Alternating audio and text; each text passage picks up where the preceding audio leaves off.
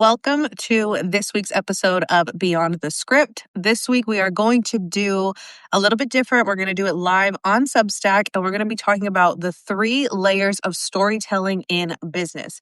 Now, I have tried to do this. This is the 3rd time I've tried to do this live.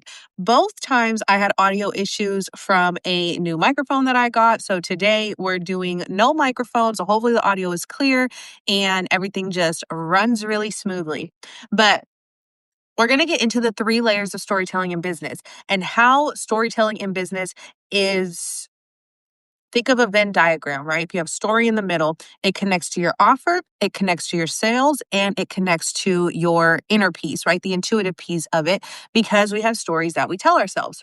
So when we think about storytelling in business, a lot of what people think about is like captions, branding, just sharing more of your journey online, which is fine. That's a part of it for sure. That's a part that I personally believe is like necessary in business.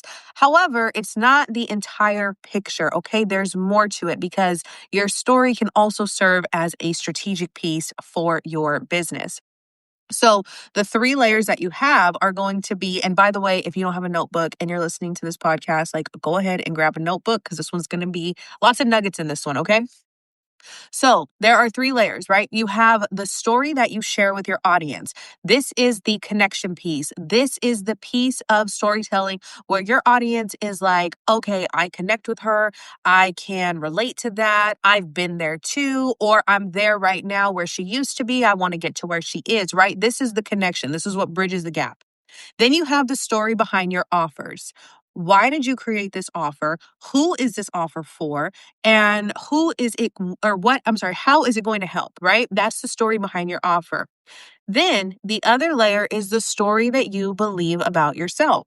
This piece is crucial because if we have limiting beliefs about ourselves, then that is going to show up in our business. That is going to show up in our offer. That is going to show up in our authoritative presence or lack of because of whatever story that we're telling, ourselves about ourselves. So let's break it down. First, let's get into storytelling as a strategy. So, storytelling as a strategy is mapping the point A to point Z. Okay, so this is the connection piece, like I mentioned a moment ago.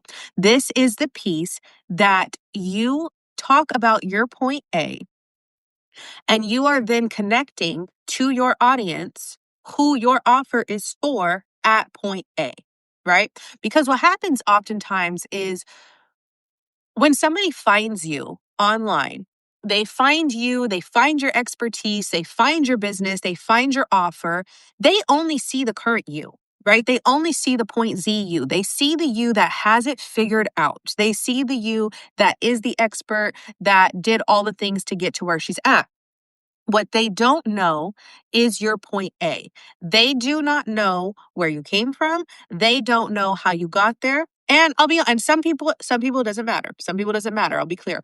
But for those that it does, they don't know where you came from. They don't know how you got there. They don't know if they can do what you're doing too, especially if they have no sense of self concept, especially if the stories that they're telling themselves is that, things are difficult, things are not possible, whatever other limiting beliefs are coming out. If they're telling themselves those stories, if they're telling themselves those stories, then your point Z, where you're at right now, almost looks far fetched. It's like, okay, well, that's good for her. She did it. I never can, right?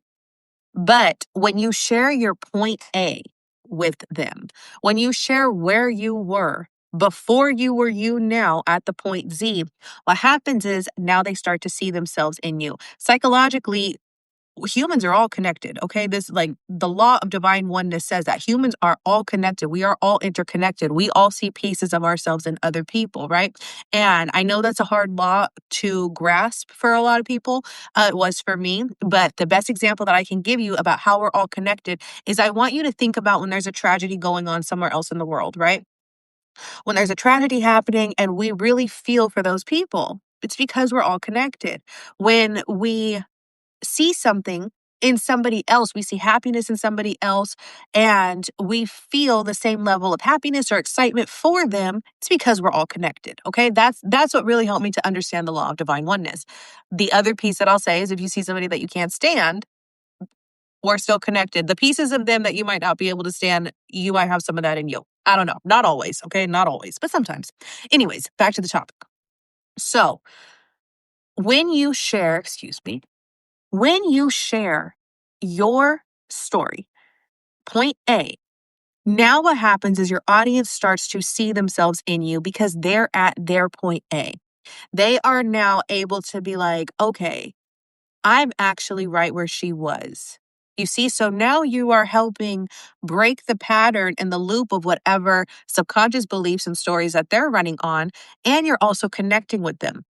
And what happens is when you do this and you say, okay, now this is how I got to point Z, now you're giving them hope. Now they're like, okay, I might be able to get to point Z. I actually might be able to get out of this mess. I might be able to see a future for myself, right? And what happens is as you do that, then the obvious answer and the how is your product if you position it properly, right? Then the obvious how is like, okay, this like she did it with that framework. She did it with this method. She created an offer that's going to help me do the same thing. So I'm going to go ahead and do the same thing, right? I'm going to maybe buy this digital product or whatever, because now you've given them hope. You've built a sense of connection and they can really, see themselves in where you were. So that is storytelling as a strategy, as a sales strategy in your business. I'm telling you, every time I go live, I forget to turn my notifications off because I don't get that many. And then it's when I go live, I do. Let's see here. Where are my notes? Excuse me. So Oh, one key thing I want to say. So, obviously, point A, right? So, when you tell the story of your offer, you're not just necessarily listing the features and benefits, but you're walking them through your pattern. Here I was, or here's where my client was. Here's what hurt. Here's what was not working. Here's why they were confused. Here's the moment that I realized something had to change, right? That's your tipping point. And some of your audience, some of your ideal clients are at that tipping point, or some of them are just about there. They're very close to their own tipping point, okay?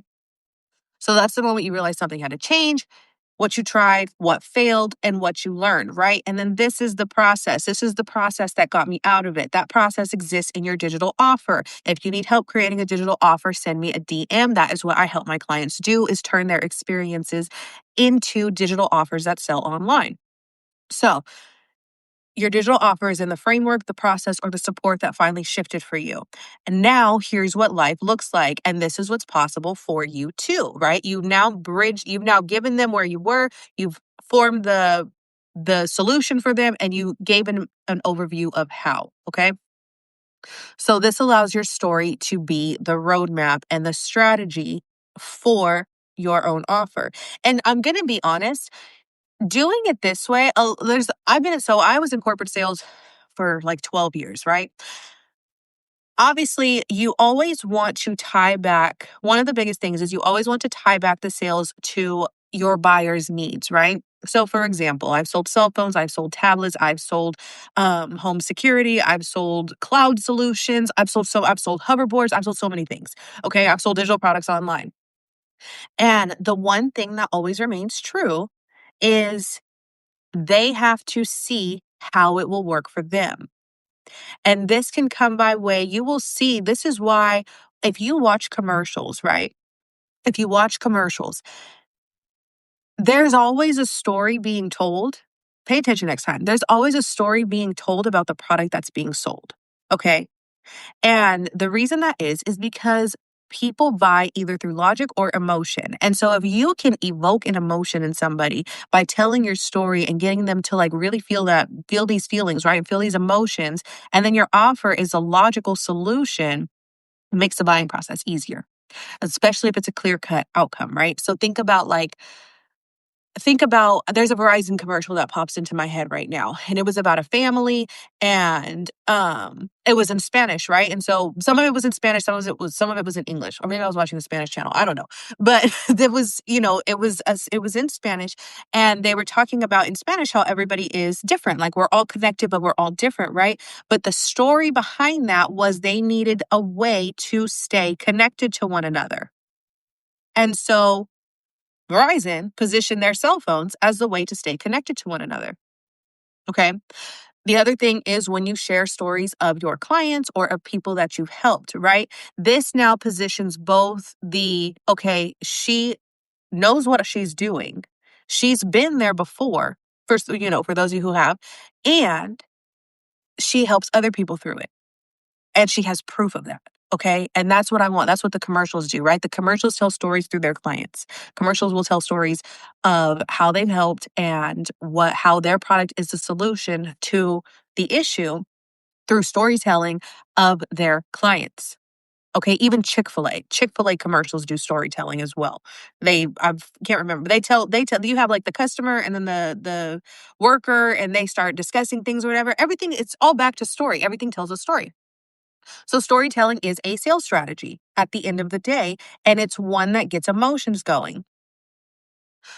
Now, let's pivot into storytelling as an energy. So, storytelling as an energy, these are the loops that are running your business. These are the stories that you tell yourself, and these are the stories that are now present in your own business. And so, sometimes we ignore this.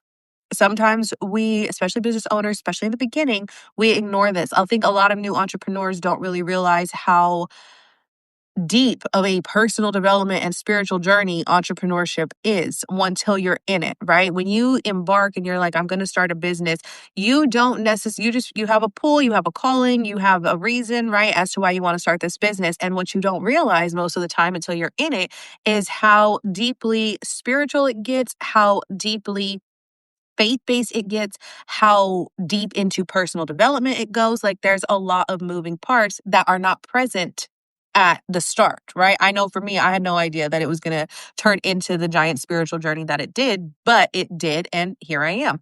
So, with that, the storytelling piece as an energy, I want you to think about your initial thoughts as you get into, um, either creating an offer or going in on business or selling your offer or whatever it is, right? And I'm going to give you some examples of some limiting beliefs. So, and if you're taking notes, I want you to think about this in your notebook and write out if any of these you can like if you're listening to the replay, just pause and with each one and let it like sit for a second or yes, I felt that, no, I haven't. So here's some limiting beliefs that might live beneath the surface. Nobody's going to listen to me. That used to be a big one of mine. I was like, no one's going to really listen. Okay. Selling is hard. Selling does not have to be hard. I thought it had to. The irony for me is with all of my sales background, I had convinced myself that selling was hard. And I was like, online sales is so different. I'm not going to be able to do it, blah, blah, blah. It is a story and not a good story at that. Okay. Business is hard. I am not cut out for this. Mind you, let's reverse for a second into hard. Just because I want to reframe something for you guys because we tend to equate hard with impossible. And I want to make it very clear right now that just because something is hard does not mean it's impossible. Just because something is hard doesn't mean you can't like do it. Okay, that's not they're not interchangeable. Hard just means it's challenging. That's it. It doesn't mean it's impossible. It doesn't mean it can't be done. It doesn't mean it's, you know, um those are the two I could think of. It's not that. It's just hard. Okay, it's just a challenge. You can do challenges. You've overcome several. So, just throwing that out there. Now, another one, I am not cut out for this, or I need proof first. I love the I need proof first because this is why I teach things the way that I teach things. When you're saying I need proof first, and that's a limiting belief that you hold energetically as to why you can't sell an offer or do whatever, right? In business, this is where your own story becomes the proof. This is why I show you how to turn your story and experience into a digital offer because you overcoming whatever it is that you're teaching and you finding the solution is already your proof. It's already your proof that it can be done because it has been done because you did it, right? So that one is easy to debunk, okay? I do not have a big enough audience. That's another little limiting belief that lives underneath the surface. And what's the word I'm looking for? Not newsflash, not disclaimer. Dang, that messed up the whole vibe because I was gonna just go right in. But You do not need to have a big audience. Okay, so these are thoughts, these are stories, these are the things that you continue to reinforce in your own mind. This is the storytelling in business that's either going to keep you moving forward in business or it's going to hinder you. So um how do we learn to move forward in business with these stories? So we have to reframe these beliefs. We have to show ourselves different proof. As we show ourselves different proof of why things are possible, of, being able to do hard things, of overcoming challenges, of being the, very first testimonial that you have and all of that, then the story shifts. And as the story shifts, you show up differently. You get to show up in an authoritative presence. You get to show up fully confident in what you're doing and in your abilities because this energetic story that you're telling yourself matches that. Okay. So that is storytelling as an energy. That is the energetic piece of storytelling, right? And so, like I said, you do have to choose a new story. Um, I'll share something that a mentor had told me because it really helped me. And she had given me permission a long time ago to share what helped me with others. So, we were having a discussion and a mentor of mine, we were talking about thoughts, right? And we were talking about how like we don't really know where thoughts come from because not every thought that you have is yours. Like you'll have a thought and you'll be like, who the hell thought that? Like, where did that come from? Right. So, anyways, so we were talking about thoughts and like how they formulate, where they pop up from, and like, some of them are random as hell and stuff like that. And, she was telling me, she was like, you could ask for a more elevated thought. And I was like, this is interesting. And she was like, yeah, she was like, sometimes I get a thought and I'll be like, no, I would like a more elevated thought, please. And so then a more elevated thought pops in. And so I tell you that because it helped me because one of the things that is true is we really are in control of our own mind and we really are in control of the things that we think and our perception and all of that, right? And so when you have a thought that doesn't align with where you're going, you can tell your brain, excuse you, I would like a new thought. I would like one that matches where I'm going. Okay. So keep that in mind. Write that down that you can always ask for an elevated thought. And like I said, my mentor shared that with me months ago, and now I'm sharing it with you. Let me go back to my notes here. Okay. Everyone has a story that sells. We went into that. Let's get into storytelling as your offer. So, your offer, your digital offer tells a story. For one, it tells a story of you, but it also tells the story. Your offer has a story as to why it was created. And inside of that creation process, there is a story as to why it was created, and there's a story to who it's for. And when you can verbalize and articulate what the offer is, the story behind the offer, who the offer is for, and how it's going to help them, then you can sell the offer by telling your story. So your offer lives in your point A to point Z. So you have your point A, your starting point, pre offer, like frustration, wherever you were. Then you have your point Z, which is where you are now. Clear, clarity, money, whatever it is, right? You've completed your A to Z cycle. Inside of that is your offer. Okay. And so the story behind your offer is the story of your experience. And I mentioned this earlier. So you had, your struggles, your challenges, you had a tipping point, and then you had a solution after that. And so your offer tells that story. Your offer bridges the gap. And so when you have your offer that speaks to that bridge, and shows the clear pathway from point A to point Z, then when other people see that offer and they recognize themselves pre tipping point or right at the tipping point, then they know, okay, the story of this offer is actually what I need. This is a solution for me to get to the other side. Okay. So your offer also has a story. Excuse me. Let me see. I already said all that. So really, that is the whole brief training. Finally. Third time's a charm. This better have good audio. Third time's a charm. So that is storytelling from the energetic standpoint, the offer standpoint, and your strategic standpoint. So the more that you can connect with your audience, and let me be very clear, storytelling to connect with your audience, that does not mean that you have to trauma dump. That does not mean that you have to you don't have to trauma dump to sell. You don't have to talk about the lowest lows and all of these things if it has nothing to do with your offer. You don't have to do any of that, okay? You still can use storytelling as a way to sell in your business and live a private life, okay? You can do that.